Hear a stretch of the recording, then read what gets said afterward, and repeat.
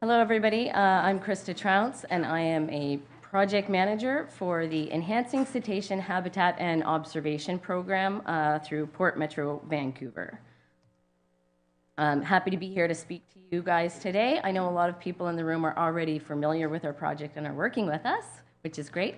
But for those of you who are not aware, I just wanted to kind of give an introduction to who we are and what we're up to. So, as I stated, enhancing cetacean habitat and observation, much easier to just say ECHO. It's a collaboration with marine transport industry, conservation and environmental groups, First Nations, government, and scientists. Our objective is to better understand and reduce the cumulative impacts of commercial vessel activity on at-risk whales throughout BC. So I have some nice pictures here of our killer whales.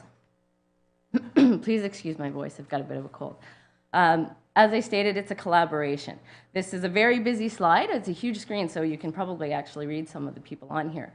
But the way that we're structured, it's led by Port Metro Vancouver, but it's a collaboration that involves a great number of people, both technical, non-technical, community, First Nations. So you get kind of an idea that we range from inclusion of the Chamber of Shipping, BC Coast Pilots, Transport Canada, DFO plays a large part in the work that we do, and a lot of technical consulting and scientists as well. Why has PMV initiated the ECHO program? So, Port Metro Vancouver is mandated under the Canada Marine Act to facilitate trade for Canada while providing a high degree of environmental protection and working with the communities in which we operate. So you can tell by this slide, it shows that the shaded in blue is SRKW critical habitat in Canada, and in green, SRKW critical habitat in the US. And quite obviously, the vessel transit routes closely overlay where the critical habitat is.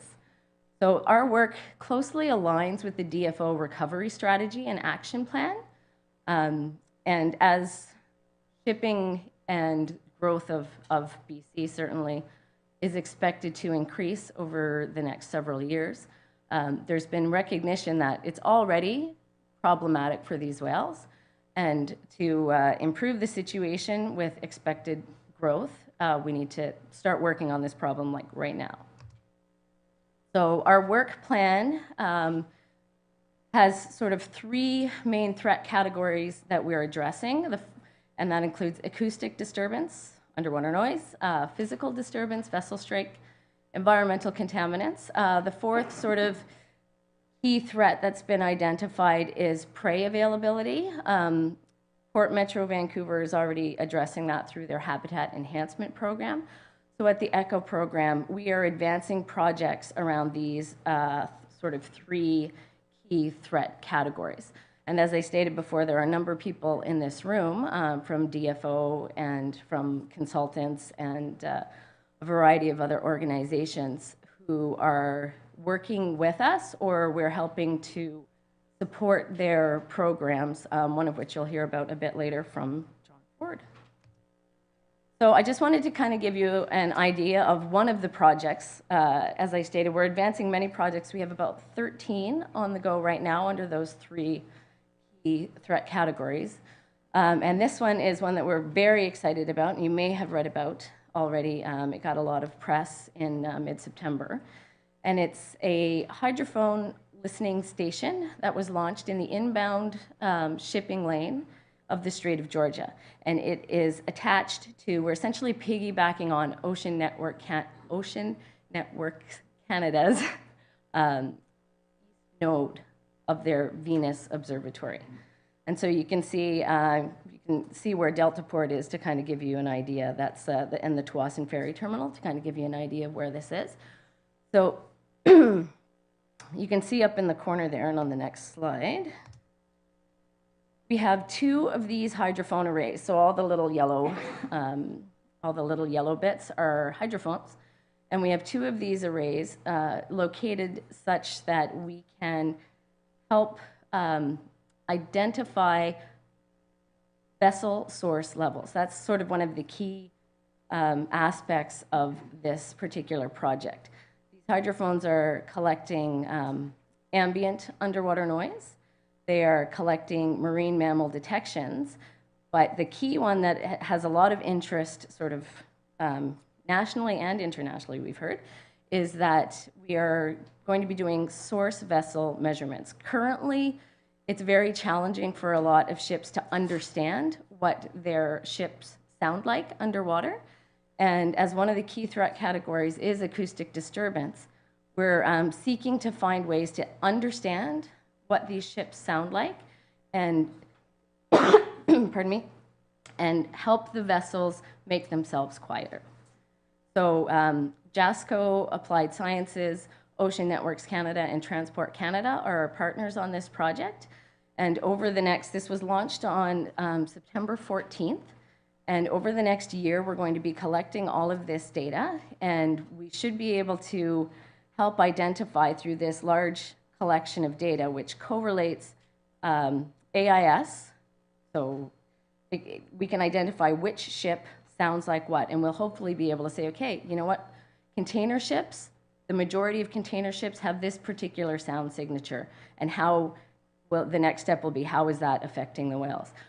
Or if you have a certain fleet, like you could say to one of the large shipping companies like Maersk, you have, 8 ships calling to Port Metro Vancouver, and 7 of them are really quiet, and 1 has this really strange singing of your propeller. So we're hoping to be able to use this data set to help make vessels more quiet. So that's just an example of one of the projects that we're undertaking. There's a bunch more, but I just kind of wanted to highlight for you the kind of work that we are doing. So our focus, our research focus, is on the impact of shipping on at-risk whales. So acoustic, physical, and contaminants. Our end goal is to develop mitigation measures. So we're a couple of years away, but we recognize now, that, and everybody recognizes now, that the at-risk whales in our region, it overlaps with shipping, and there's something has to start happening. We have to start having these conversations and trying to move forward into making the conditions better, in particular for the southern resident killer whales, who their critical habitat is, overlaps with Port Metro Vancouver's jurisdiction. So PMV can only advance certain, we can propose mitigation measures. We're not a regulator, so our intention is to bring together science through collaboration and figure out what can we do to help make things better.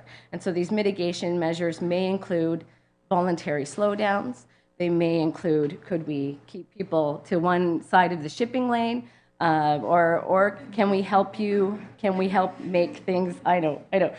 Or what can we do with the vessels to help make them more quieter? So that's our end goal, is to come up with these mitigation measures. And if you have any further information, search the PMV, search the PMV website. Okay, or there's my email. Thank you very much.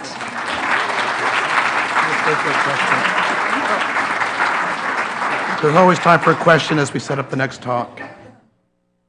Does anybody have any questions? So I don't get chickened? So the seed funding for the ECHO program. Repeat the question. Oh, sorry, the question was, where does the funding come from for the ECHO program? The seed funding has come from Port Metro Vancouver. We've received funding from Transport Canada, and we're looking for and currently receiving funding from Trans Mountain as well. And we're seeking funding from anybody and everybody who wants to help contribute. But we anticipate, as PMB, that we'll be able to work towards getting more industry funding to the program, since it's kind of their impact. Thank you very much. Thanks.